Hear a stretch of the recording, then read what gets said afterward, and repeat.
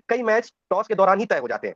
आया कि मांकड़ नियम नियम है भी कि नहीं है कुछ। टॉस एक इम्पोर्टेंट फैक्टर है। हम भी मानते हैं। और वीरेंद्र वीरेंद्र सहवाग तो कहा करता था कि ऑफ स्पिनर को बॉलर मानते ही नहीं है। जो एक्ट ऑफ मैनकैटिंग है उसको रनआउट के अंडर ही रखा गया है। मैं खुद एक विकेट कीपर हूँ। MS धोनी को आइडल मानता हूँ।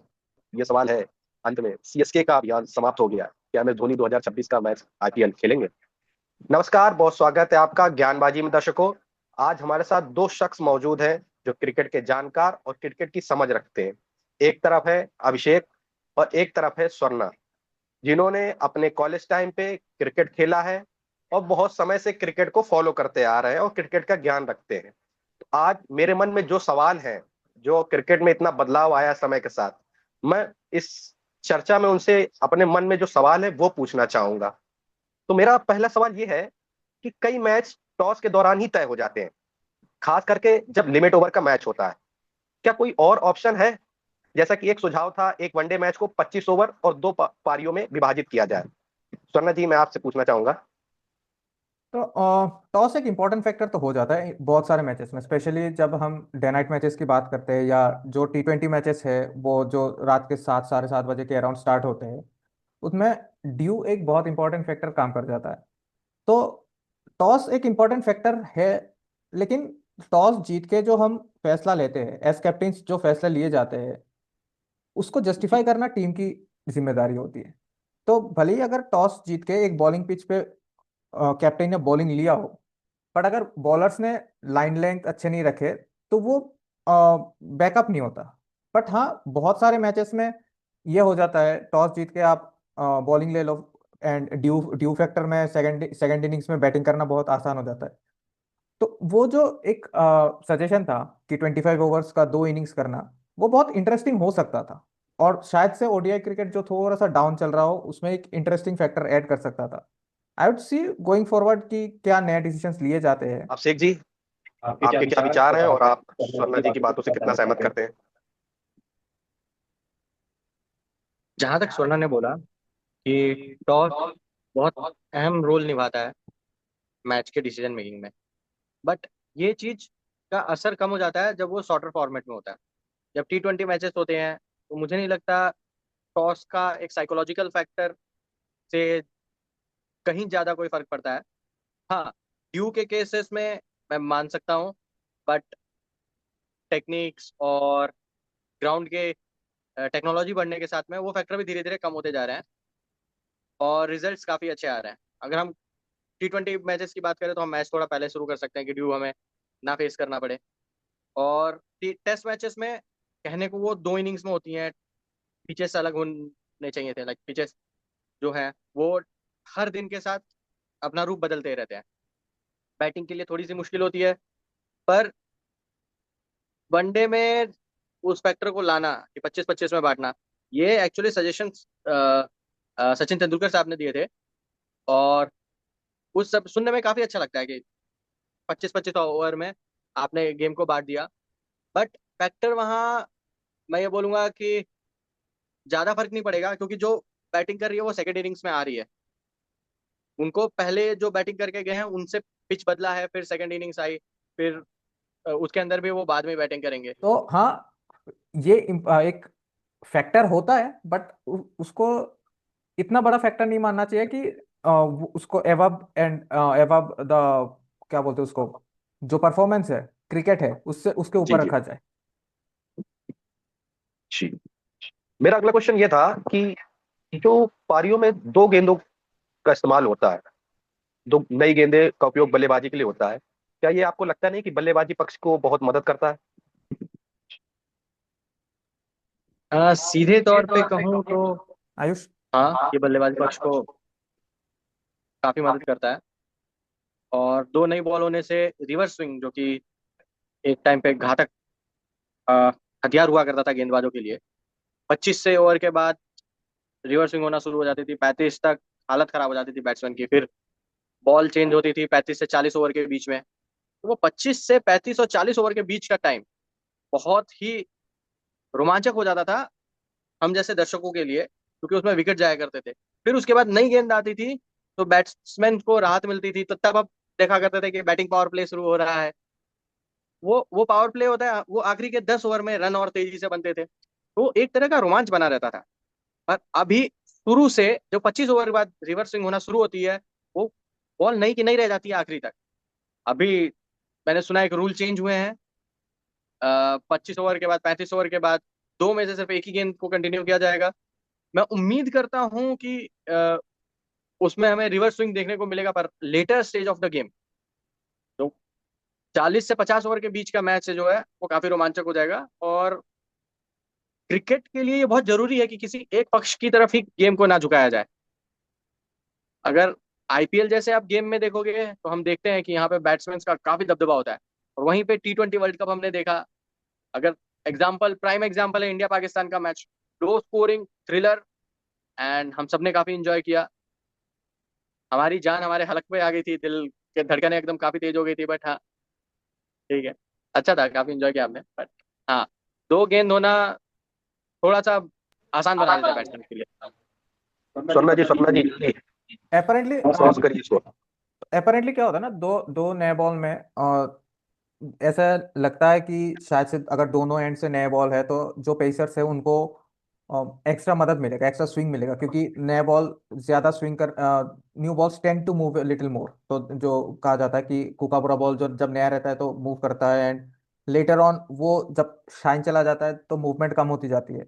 उस हिसाब से देखें तो हाँ, बॉलर्स को माइट भी थोड़ा सा एडवांटेज उस साइड से मिल सकता था।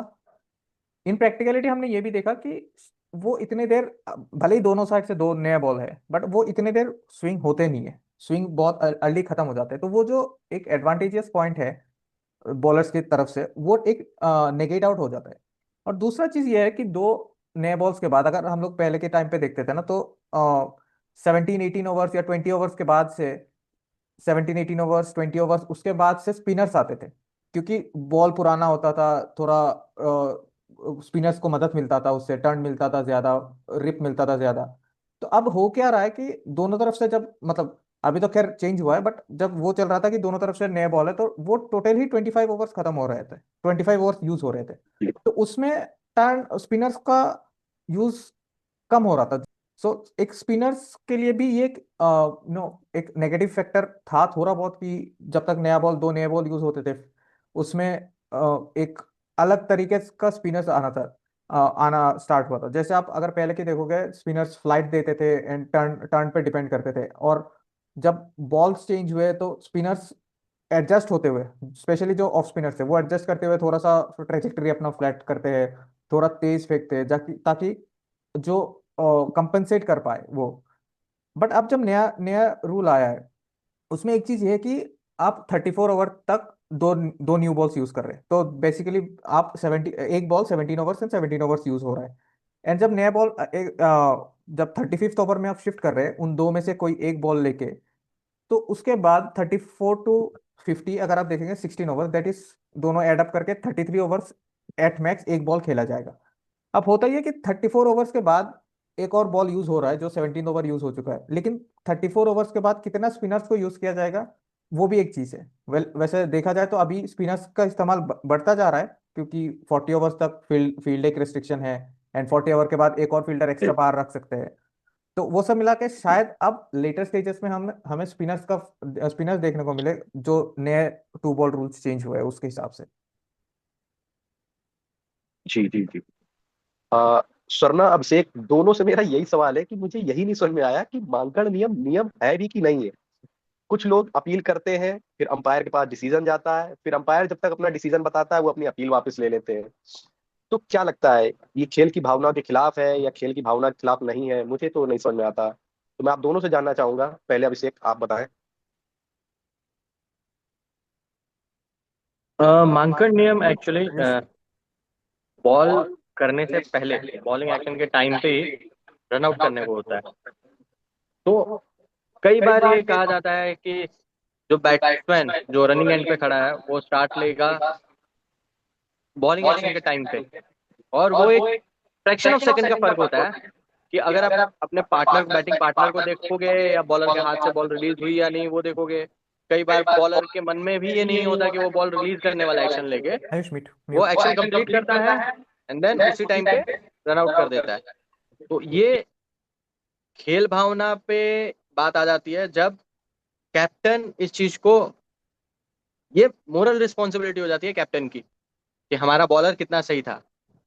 कई बार कंट्रोवर्शियल हो जाता है ये बातें, बट अगर मैं कहूँ तो मार्केट रूल बिल्कुल सही है।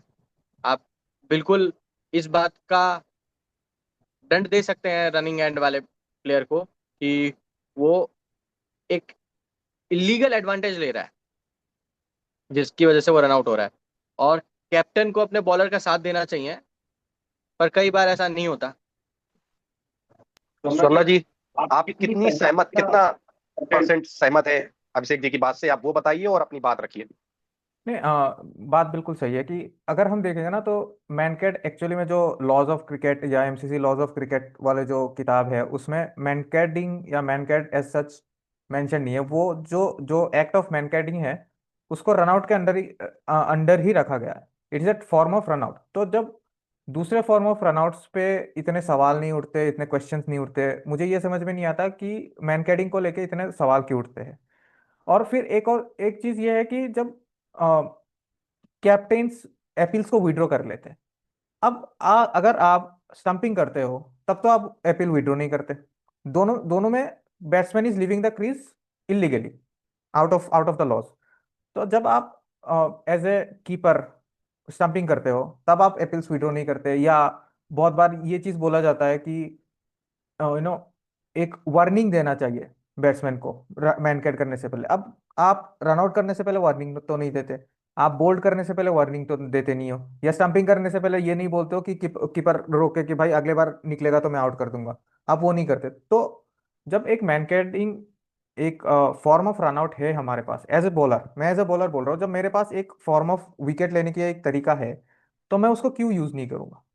तो मैन कैटिंग इलीगल तो नहीं है, और मेरे हिसाब से वो कहीं से भी against the spirit of the game नहीं है।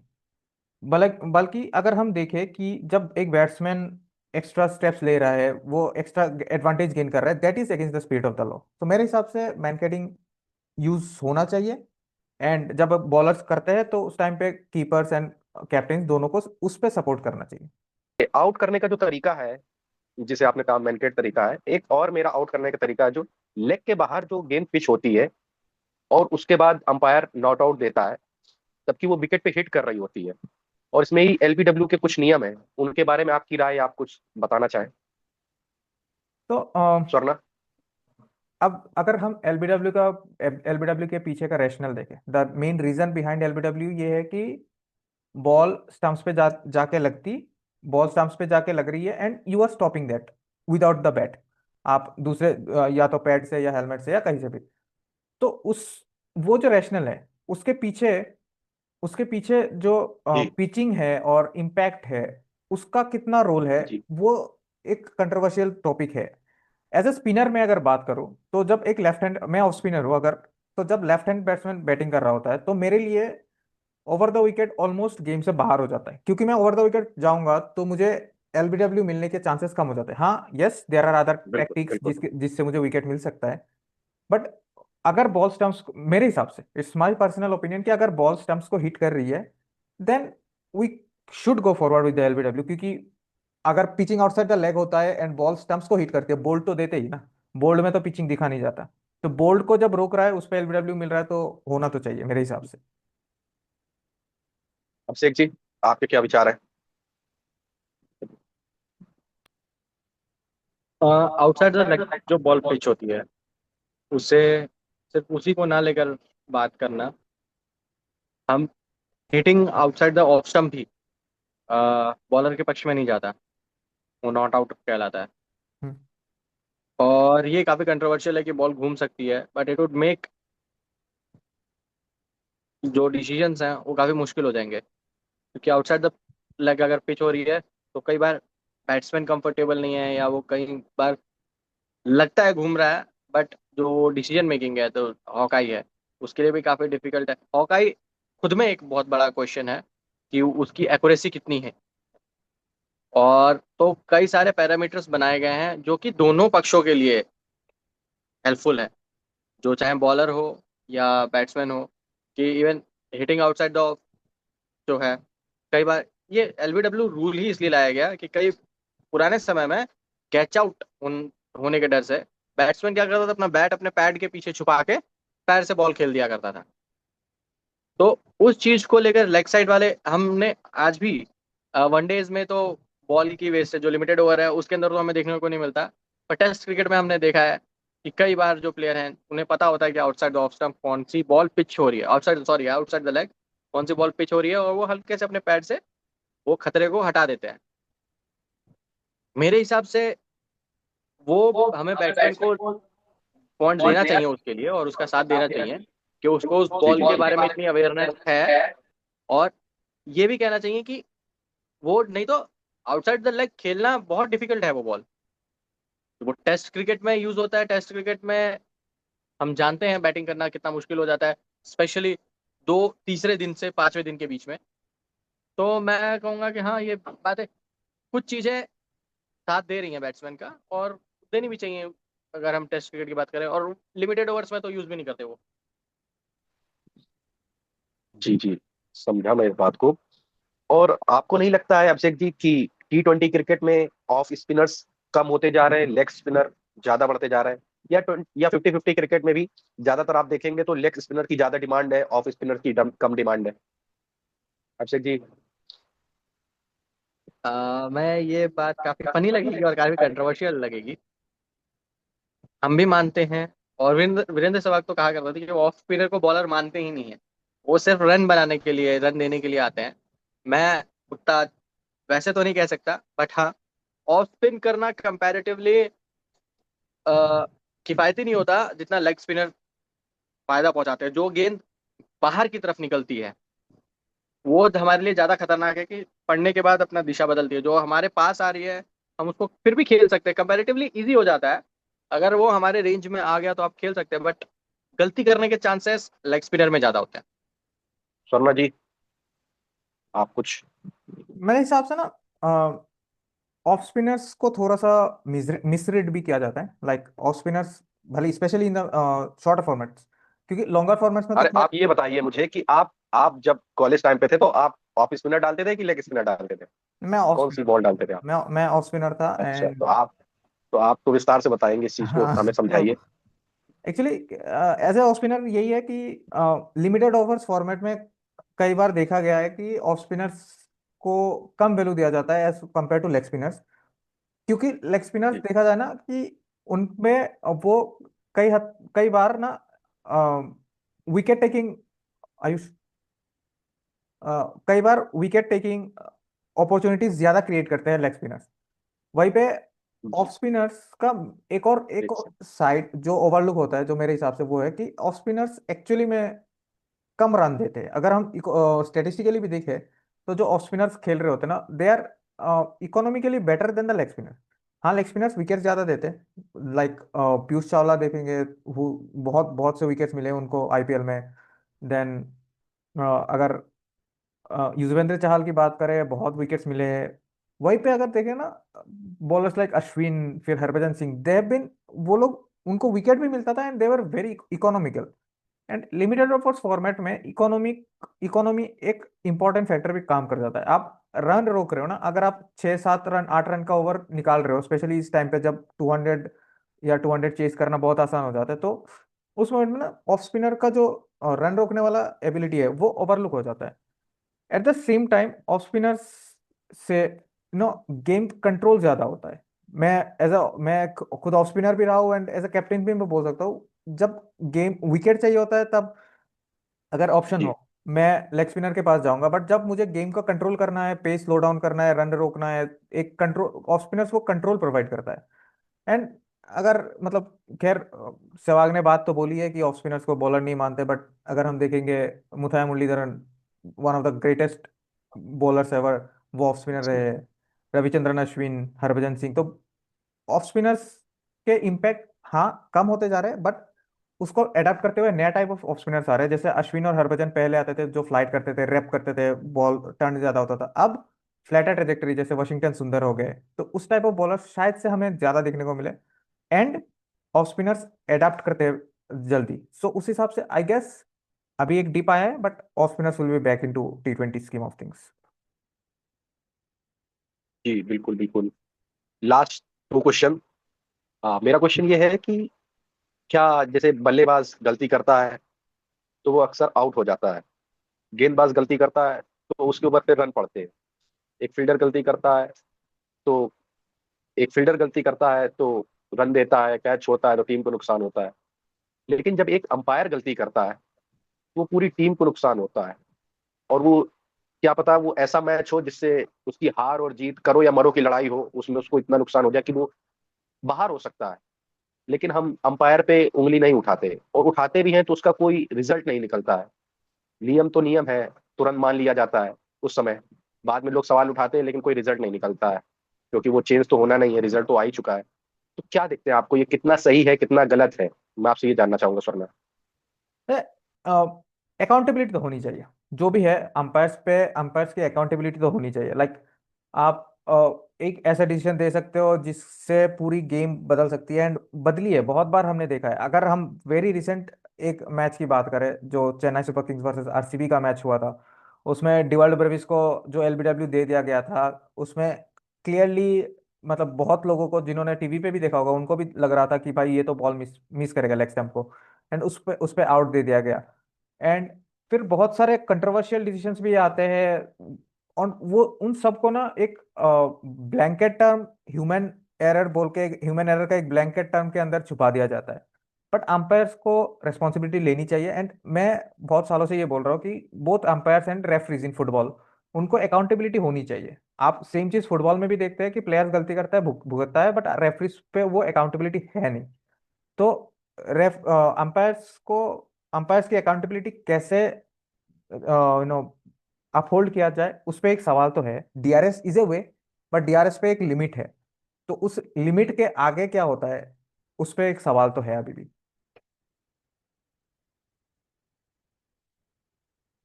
कौन सा करना चाहेंगे? अ, मैं यहाँ पे टेक्नोलॉजी का मदद का बोलूँगा कि नो इवन नो बॉल तक को अभी आईपीएल में डायरेक्ट कॉल होता है। उनकी जिम्मेदारियां से थोड़ा सा मुक्त भी किया गया कि और डिसीजंस के, और गलत डिसीजंस, ह्यूमन एरर, ये तो किसी भी चीज़ का है। अगर आप बोलेंगे ह्यूमन एरर नहीं होता तो कोई बैट्समैन आउट नहीं होता, कोई बॉलर नो बॉल नहीं डालता। तो हम अंपायर की तरफ से भी ये बात समझ सकते हैं कि अंपायर भी ह्यूमन एरर कर सकता है, इसलिए डीआरएस भी दिया गया, और डीआरएस लिमिट में भी दिया गया कि एक अंपायर की भी ऑथेंटिसिटी बनी रहे। नहीं तो कोई भी प्लेयर हर डिसीजन को मार्क कर सकता है। कई बार डीआरएस गलत होता है, कई बार मैच खत्म हो जाता है, पूरे डीआरएस यूटिलाइज नहीं होते हैं। तो मैं साथ दूंगा, और बट अंपायर, ये बात भी मैं मानता हूँ कि अंपायर के गलत फैसले की वजह से मैच क्या, वर्ल्ड कप का रिजल्ट तक बदल गया है। हम इंग्लैंड और न्यूजीलैंड के मैच के कहानी जानते हैं कि एक ओवर थ्रो का डिसीजन जिसने पूरा वर्ल्ड कप डिसाइड कर दिया। तो ऑफ कोर्स हमें अकाउंटेबल, अब अंपायर अकाउंटेबल होने चाहिए, थोड़े से ज़्यादा रिस्पॉन्सिबल होना चाहिए उन्हें भी। ये बात तो हम भी जानते हैं कि उन्हें भी उस रिस्पॉन्सिबिलिटी का अंदाजा है। बट मौके होने चाहिए ऐसे जहाँ पे हम पॉइंट आउट कर सके और ये दिखा सके, स्टैट्स बने कि इतने गलत डिसीजन आए हैं इतने मैचों में, या एक्यूरेसी कितनी है अंपायर के डिसीजन की, एक्यूरेसी कितनी है। वो काफ़ी चीज़ें बदलेंगी। हाँ, ये एक बहुत और बहुत। ये हाँ, बोलिए मैं बोलिए। और ऐड करना चाहूंगा इसमें कि अंपायर को भी खुद से रिव्यू लेने की, कई बार कंफ्यूजन में अंपायर को डिसीजन देना ही होता है, तो वो डायरेक्ट टेक्नोलॉजी का कॉल कर सके। अभी भी वो एक फ्रीडम होना चाहिए कि ये अंपायर को और ज़्यादा अकाउंटेबल बनाएगा कि हाँ, मैं डिसीजन देने के लिए इस टेक्नोलॉजी की हेल्प लेना चाहूंगा। यही है। Okay okay. तो बात यही है कि अकाउंटेबिलिटी की बात है कि अगर अंपायर कोई गलत डिसीजन देता है तो उसे एक्सेप्ट करना चाहिए, और उसका एक ग्राफ बनना चाहिए कि जो अंपायर है उसका रेशियो गलत डिसीजन का बढ़ता जा रहा है समय के साथ साथ कि कम होता जा रहा है, क्योंकि हमें तो ये चीज देखनी होगी मेरे हिसाब से। बिल्कुल। वर्ल्ड अभी कप का इन्होंने एग्जांपल दिया अभिषेक ने, अभी अभी क्रिकेट मैच इतना। डिसाइड कर दे, फाइनल डिसाइड कर हाँ, दे वर्ल्ड कप का, तो बड़ी बात हो जाती है ये। अभी क्रिकेट इतना डाटा ड्रिवन हो गया, तो बैट्समैन बॉलर के साथ अंपायर्स का भी डाटा स्क्रूटिनाइज तो होना चाहिए। जी जी बिल्कुल। और मेरा अंत और आखिरी सवाल इस ज्ञानबाजी, क्रिकेट ज्ञानबाजी का, और जो दर्शक जानना ही चाहते हैं, उनके मन में है, उनके दिल में है, सब जगह यही सवाल है 2025 के आईपीएल से पहले भी ये सवाल था, 2026 के आईपीएल से पहले भी ये सवाल है, अभी 2025 का आईपीएल खत्म हुआ है, उसके बावजूद ये सवाल है। अंत में सीएसके का अभियान समाप्त हो गया, क्या एम एस धोनी 2026 का मैच आईपीएल खेलेंगे? Sona ji, CSK fan. As a CSK fan, as a Dhoni fan, मैं तो उस हिसाब से, इमोशनल हिसाब से देखूँ तो मैं तो चाहता हूँ वो खेलते रहे हमेशा। मैं देखना चाहता हूँ उनको खेलते हुए।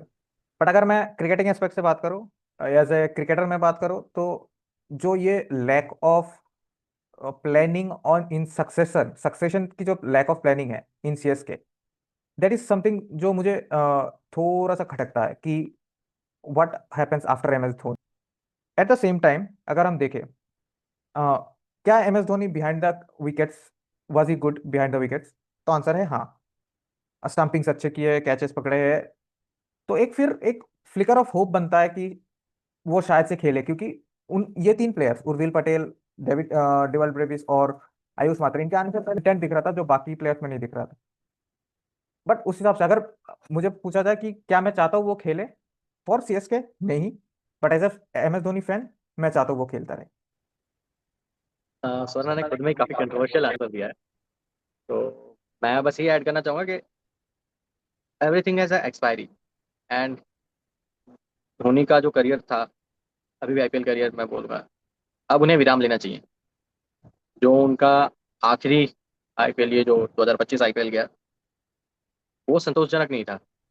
हम ज्यादा उम्मीद कर रहे थे, और एज एक फैक्टर है, और साथ में ये भी है ना कि वो आईपीएल के अलावा और किसी टूर्नामेंट में अभी एक्टिव नहीं है, तो वो सीधा अब 1 साल बाद ही खेलेंगे। उनकी फिटनेस का फिट तो टिप्पणी नहीं करूंगा, but he was not at his best.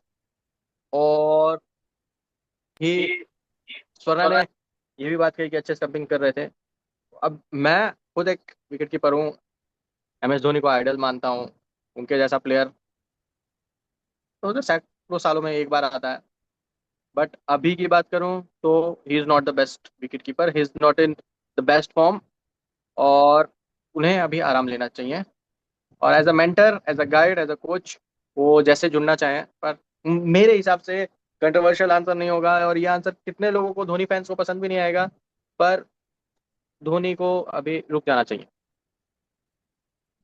और मेरे हिसाब से मुझे लगता है कि उन्होंने जो अभी 2025 का आईपीएल खेला है, तो फैंस के दबाव में ही खेला है। उनकी परफॉर्मेंस को देख के ऐसा लगा मुझे कि उन्हें आराम लेना चाहिए, लेकिन उन्होंने, मुझे लगा ऐसा कि फैंस के दबाव में ही खेला है, क्योंकि फैंस उनके इतने ज्यादा हैं कि वो अभी भी चाहते हैं कि सीएसके मैच हारे या जीते, लेकिन धोनी सीएसके टीम में हो, और मैदान में उतरते ही जो क्राउड चिल्लाता है, तो उनकी फैन फॉलोइंग का तो किसी को भी अंदाजा नहीं है कितनी ज्यादा है। और इसी के दबाव में उन्होंने 2025 का आईपीएल खेला मेरे हिसाब से। लेकिन अब उन्हें अपनी सेहत के बारे में और टीम के बारे में सोच के अपना डिसीजन लेना चाहिए। क्या सहमत है आपसे मेरी फैंस, बात से आई सोना जी? थिंक फैंस का दबाव है, कुछ फ्रेंचाइजी का दबाव है, फिर क्या ब्रांड्स के दबाव है, आईपीएल के दबाव है, because he is a crowd puller. इस चीज को कोई डिनाई नहीं कर सकता कि even at the age of 43 he is the biggest crowd puller. उस दबाव के चलते शायद से उन्होंने 1 या 2 साल एक्सटेंड कर लिया। बट अगेन वही है कि एज ए धोनी फैन, मैं चाहता हूँ वो खेले। As a CSK fan, as a cricket fan, thank you for what you have done.